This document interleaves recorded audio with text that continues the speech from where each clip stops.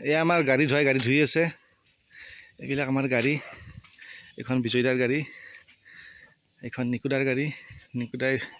ready হৈ আছে আৰু এই খানা বনাই আছে বিজয়দা এই কি বনাই আছেনো